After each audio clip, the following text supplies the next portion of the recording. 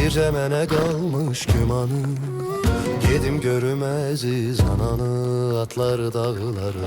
Bulur kəs aranı, qoy arabanı kəndə çatsın. At da yenə görə güzdə elə dönə gözlər amam. Ay köhlən atlar, ay köhlən atlar.